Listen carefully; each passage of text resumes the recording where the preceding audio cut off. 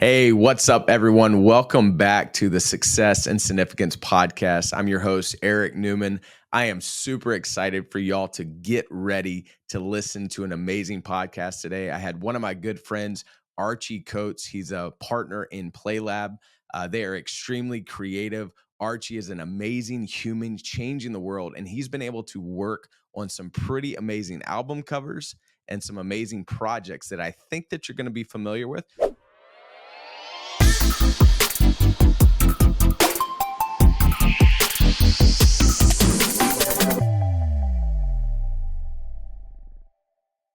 All right. Hey, what's up, everybody? It is your host, Eric, with the Success and Significance Podcast. I got one of my really good buddies here today, Archie Coates, probably one of the most creative people that I've been able to meet in a very short amount of time. Archie and I just met a couple months ago, but man, right when we met, we were like spirit animals, and I just knew that this guy was somebody that I needed to hang out with, and we wanted him on the podcast. So Archie, thank you so much for being here.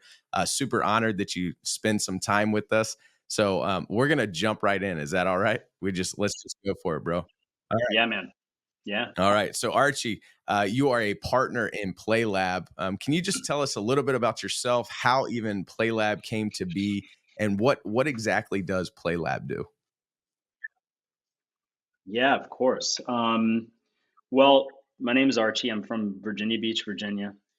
Um, I was able to go to architecture school for college, thanks to my amazing parents. And I was able to meet what is now my best friend, Jeff Franklin, in architecture school. And it was there in architecture school that I learned that I wasn't alone in my way of thinking. And all of that really was brought out of me. And then I learned through a friendship with Jeff that anything was possible. And through our friendship, we just started dreaming about our own interests and wanting to start a place where we could freely explore things that interest us, and use art and design to realize ideas at all scales. And so we've been doing that now for This is our 20th year of PlayLab.org, and it's a really beautiful, difficult, and exciting adventure. So from PlayLab specifically, I know it's so in the creative process, like bringing it all down together, like what would be like two things you would describe to some of the listeners that PlayLab does? Right. Yeah, maybe impossible. So we call ourselves an extremely multidisciplinary creative studio. And what that means is we work with people to come up with ideas and strategies, and then we realize those through design and execution, production. And it can look like a book. It could be a runway show for a fashion brand. It could be a major installation for a sports brand. It could be a record cover for a major artist. It could be a music video, a stage, you name it. Anything that is creative, we're interested in. Product, we're developing a lot of product at the moment. So yeah, it's all over the place. And the real core piece of PlayLab is creating a place that we are proud of, that can see, hear, and protect the team, their interests, their growth, give them ability to grow, learn, while we also are learning and getting better as people and creatives, making the work better always, without question, and doing that until it's all done. You know, it's really what it is. So it's not based on a specific business model or a typology of work. It's based on pure interest and an adventure.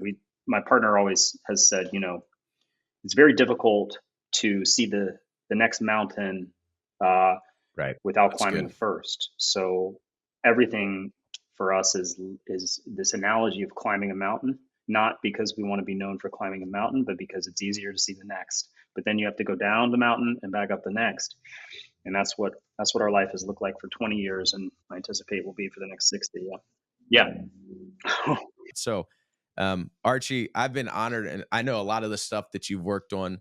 So walk me through. And the last time that I spoke with you, you were in LA, and I was talking, and I was fascinated with your creative process because you had Mm. just mentioned about climbing the mountain, coming down the mountain. That's an emotional thing, right? And so Yeah. success is an emotional thing. Success doesn't look totally different. You're in different types of industry and different type of markets. Um, so how do you navigate success in that? Which I think last time we talked, it's knowing your creative process. So I know not everyone's the same, but could you walk the listeners and me Yeah. through what your creative process is? Yeah, sure. I'll do my best. I think that there's the creative process, and then there's the self belief or imposter syndrome, whatever it may be. Um, and I think it's taken a long time, and thankfully there now, where it's really important to know yourself and what it is that you want, how you want to go about it, and the creative process is part of that. And that takes confidence, and that takes hard work, and it takes saying no, and it takes making decisions that are often difficult. And I used to want to please everybody all the time, and that's something that I still want to do, and is still a part of me. But holding boundaries has been part of the mission, and that allows a creative process to exist.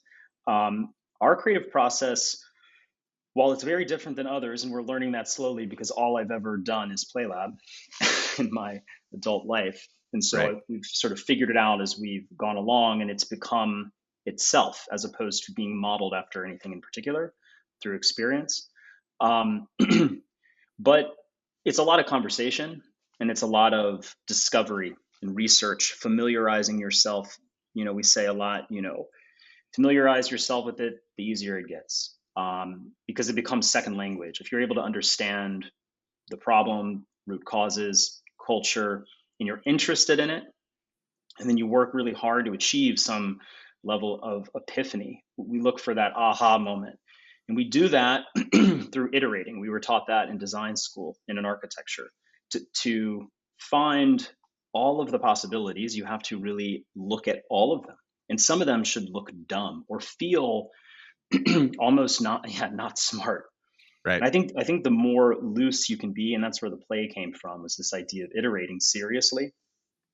And then through objective conversations, you're looking at all these potential possibilities, and you may feel something.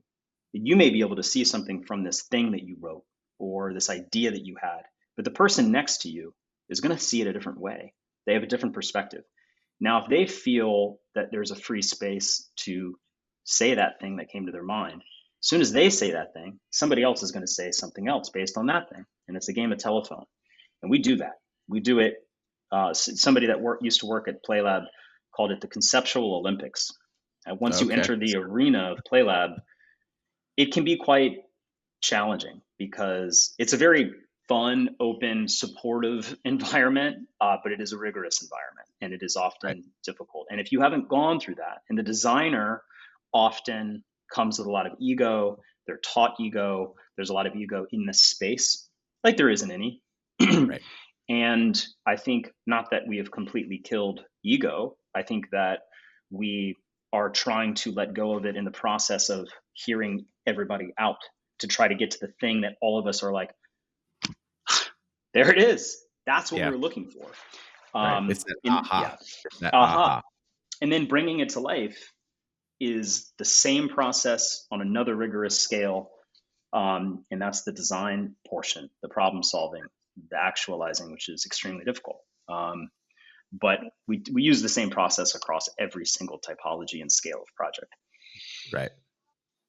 So the first one was the what would you call that like just the brainstorm, kind of the creative anything is possible moment. And there was a statement that you used last time that I talked to, and I have used it relentlessly with my team since the last time I taught. And for a founder, for an entrepreneur that's trying to Right. navigate their team through this creative process, it was a statement to where what I did is I made a 30-minute window, and I said, we're only going to use this statement.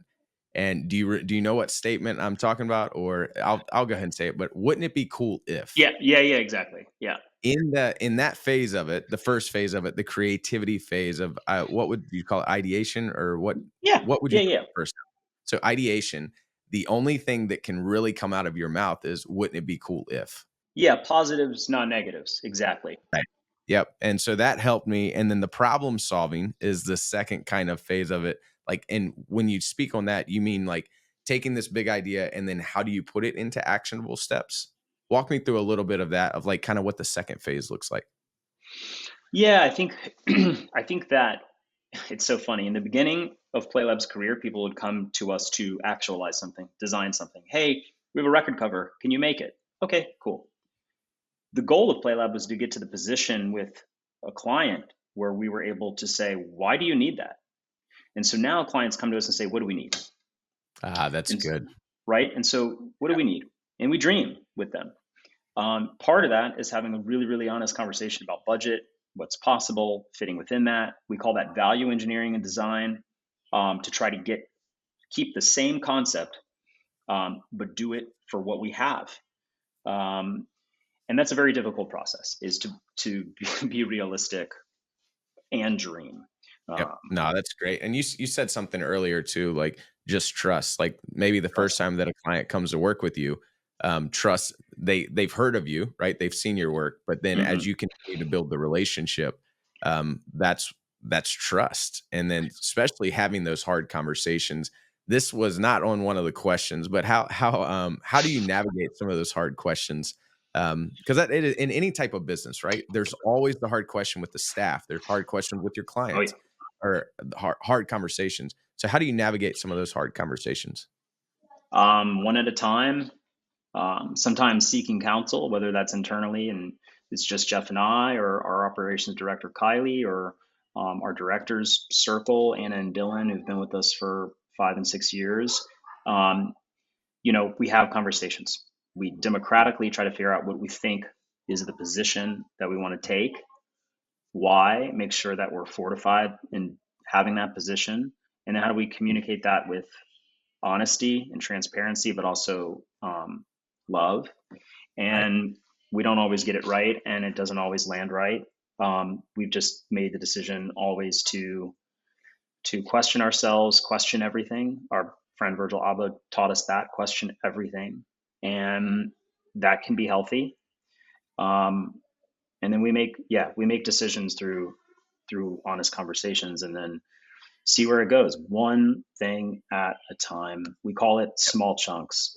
Small chunks, That's good, you man. know. So with and that may answer the next question. In the creative process, what do you do when you get stuck? Have you ever Hmm. been stuck? And how, like for the listeners, if they're in a creative funk right now, what's the type of advice you would give them if if they feel stuck? Yeah, I think, we get stuck, but not in the way of others getting stuck of not being able to have an idea or something. That's actually the opposite of the problem. We have too many ideas, or too many thoughts on how we could approach it. Right. We are blessed to have an incredible team of people that are the best at what they do. Um, and so yeah, we don't struggle there. We struggle in sort of the value engineering, or the realization, sometimes the navigation of relationships and politics and things, which just aren't our, it's not an easy thing. It doesn't come naturally to us. The thinking Right. does, the creative stuff does. But I think that running a great creative business is extremely important and increasingly rare. And so we're just trying to do a better job at it every That's day. But good. yeah.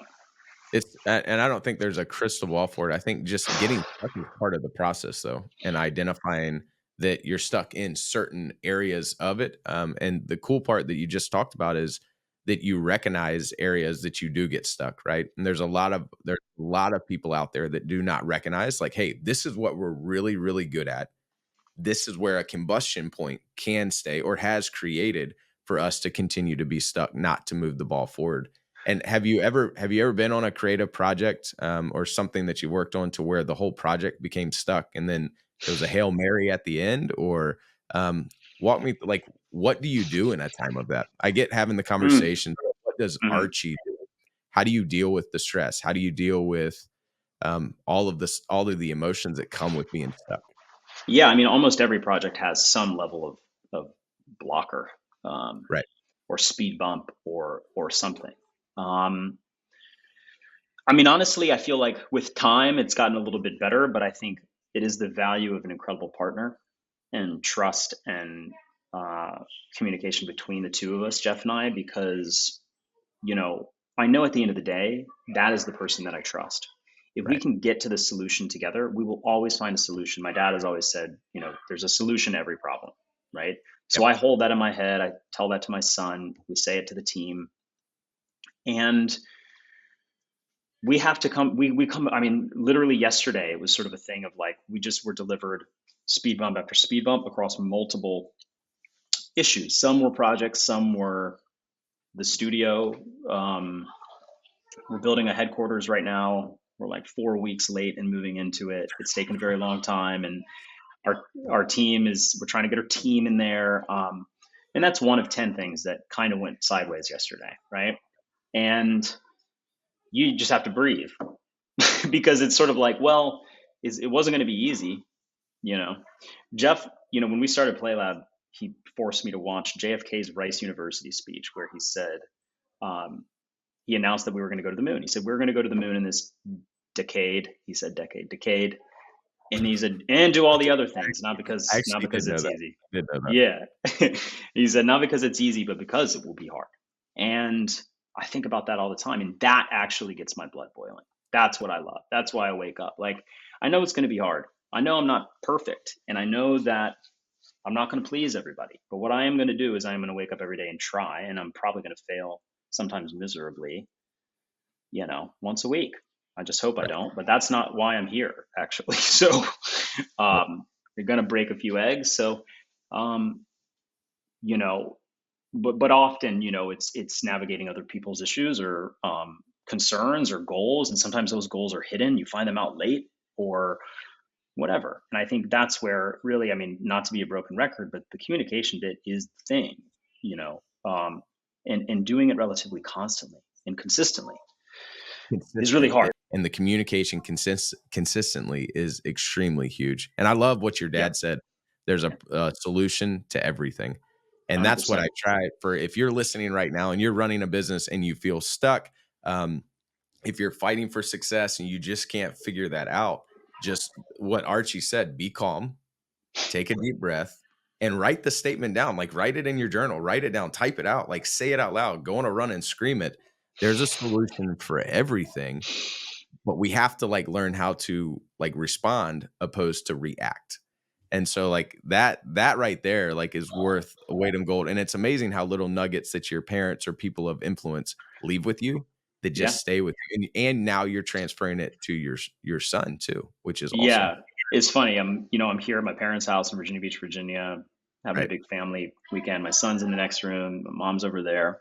And, last night she watched just me glued to my phone and just you're getting news after news. And you're like, okay, I've been through this before. I've actually been through worse, but she's like, I can see your brain spinning, Archie. Yeah. And, she's like, you're trying to solve the problem. And I was like, yeah. She's like, how are you going to do it? And I was like, I'm going to go for a run. And so that's what I did. I ran 4 miles up Ocean View Yeah. and in this extreme humidity. Right. And Yeah, LA doesn't have that humidity anymore, no, so it doesn't. you don't have to deal with that. And I was pushing hard and, I'm also trying to PR. And so I did PR in that heat and I got home and I felt lighter. I felt like I could tackle the things. Right. So I did the same thing yesterday. I just opted to go run in the gym, yeah, I not to love run that. in the humidity. But I Good for think you. so if people were to see me running out in public, they would think I was a madman because I'm like I'm screaming, like I'm Yeah. stomping, I'm running. So all of that, what we're talking about, and I think that's a good piece of advice with what Archie's talking about. He's managing a lot of large projects. He's running all over the place, all over the country, all over the world. But he just told you how one way that he deals with like speed bumps and problems is that he goes on a run. So I would just encourage you, if you're listening, go on an angry run, or if that's not it, listen to some classical music, but you have to find your thing that Hmm. helps you to just settle down, get out of the reaction mode, and then you're able to respond. So I'm assuming That's right. the run helped you get Yeah. out of the reactive mode, and Yeah. now you sent some other emails that push the ball forward, maybe just like for an inch, but you still moved it forward. But that's it. It's pushing the ball forward just a little Yep. bit at a time. And Well, awesome, it man. works. That's good. It's good. And I know that you've worked with a lot of cool people, and I don't know if you're able to share who you've been able to work with, but what are some of the coolest people or companies that you've had the honor to work with? And if you're able to talk about some of the projects, that'd be great. If not, I'd just be curious if you could share with some of the listeners, like everything that you're talking about, you've been able to implement with some pretty cool people. So are you able to share a couple with us? Yes, sir. Yeah. I mean, we're in a very privileged position where the work that we accept that comes to us, it's the best of the best. It's projects that we want to work on with people that we want to work on them with. Not all of them are perfect by any means, but we really gravitate towards people and Right. really solid relationships. Virgil Abloh is definitely at the top of that list, and will forever be the sort of greatest experience and light in our lives for sure. Right. We were able to, work and design as a part of a team on his monograph, and design several runway shows at his tenure at Louis Vuitton in Paris, and a lot more. We're having fun. You work with amazing people. What's next for Archie and Play Labs? What are you most excited about? I'm really excited about, celebrating the 20th year. I mean, it was 20 years ago this year where we bought PlayLab.org and learned HTML and built that thing and started thinking and dreaming and taking on projects. So we're launching a new website. We're moving into a 5,600 square foot headquarters that we've built in Los Angeles. It's a dream come true. We've had a lot of studio spaces over the years. This is the first that we can fully call our own. It's the first Right. that has everything that we could possibly want for production inside of it. And it's a place I'm very proud the team can go. So this year is about celebrating that, and then we've painted a vision for the future, and I've shared that with the team. And so now we're laying the tracks for that vision, and we're very far along. And yeah, there will be a lot of really fun, I think, things popping up if you're following along PlayLab in the coming year, and we're excited about that. That's awesome, man. Yeah, definitely. We'll have all the Instagram handles and stuff. If you want to follow something that will keep you on your toes, you definitely need to follow PlayLab Instagram. They're putting some pretty cool stuff out. And Archie, like I know that your brain is wired for success. Like even when I talk to you, the conversations that we've had offline. Um, so you're laying the tracks for success. But what does not but because but's in a negative word sometimes, right? Mm. You're aiming for success. You're Hmm. laying the tracks. How then does Archie stick with significance, and what does significance mean to you? I know this is a hard one. Anytime I ask this question, but what does significance look like to Archie? I'll put it this way. I love analogies, so I'll keep this to a good to a quick analogy. It's the way my brain works. It's Yeah. the first person we ever hired was this incredible, brilliant designer, Jonathan O'Brien, and we couldn't afford to hire him. He was, and we didn't even give him a big salary. It was just we wanted him. He was a close friend. We wanted him on the team, and that was really the birth of the growth of the studio, which is now 12 and growing. And Jonathan joined, and I just remember we were so scared because Jeff and I couldn't pay ourselves in order to pay him, and he didn't know that or anything, and I don't think. And it was a scary time, it was a scary time, Right. My hair on the and back of my neck is standing up because every yeah, entrepreneur, every person has had to have been there before. You don't know what stress oh is man, until you feel that moment. it just magnifies, but somehow you get more equipped to handle it. Right. But no, I remember asking him why, like why, kind of to the full circle of what you and your team does. Why are we doing this? Why do you want to do this? And he said, "Oh man, Archie, as long as we are going to be 80 years old and can be sitting on a porch in Virginia sipping whiskey and talking about this moment, I'm good." And I No, that's good. cry thinking about it right now because I hold that very dear because that's how I think about Jeff. That's how I think about my team. I want to enjoy the process, right? So significance is at the end. What did it look like? My wife and I always talk about like the moves that we make in life and the way we treat people, and it's so difficult. But if there was a coffee table book, like one of those beautiful, expensive, rare books sitting on your coffee Right. table after you were gone, and people were flipping through it, what would they say? What would Mm. they see? And so I think about this all the time. And we're constantly questioning and building PlayLab to be the thing that feels that significant later because of the way that we moved through the world, Right. knowing not, damn well not everybody's going to feel the same way about us.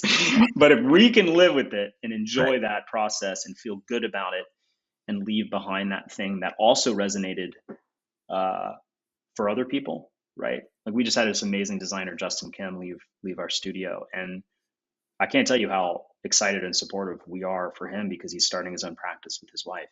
Right. And That's um, hard. That's just hard to say, right? Like, yeah, especially like because A, you're protecting something, but that's why significance is so important. Is yeah. I mean, well, if you're if you're doing a good job, obviously it's a job, you get a salary, and you do work in exchange for that, right? I mean, it's what it is, and but it should be more. So we have always thought about it and hoped that we could get to a place which we're just scratching the surface of being that place where it can be a place of education, not just for us because it is always, but for the team, so that we can have clear growth paths for everybody in title and salary and all those things, but also just as a talented person, hardworking person that knows more, so that if they and when they ever leave PlayLab, they're going out and they're doing incredible things, and we were a part of that. That Yep. feels significant. The projects are fun. We love doing the projects, but really, it's not about the projects. It's about the studio and the health of the studio, Yep. and that's a hard thing, but A that's the job. hard line to walk. Well, Archie, thank you so much, man. I'm honored that that we're becoming better friends, man. And I Yes, know sir. that I can call you anytime. And just with you sharing your heart, sharing your wisdom, like Archie, like you are living for you're fighting for success to pour out significance. And I'm honored that you chose to be with us today, man. I'll be in LA soon, so I'm gonna look you up. Knock on the door. Hopefully see that brand new studio. And so I appreciate it, guys. We'll have all the links Thank you. posted for you to be able to find Archie and PlayLab and to keep up with the amazing stuff that he's doing. So Archie, get back to the family time, man. Have some fun. Thank you. And I appreciate you. And I'll talk with you soon, buddy. Thank you. Cheers.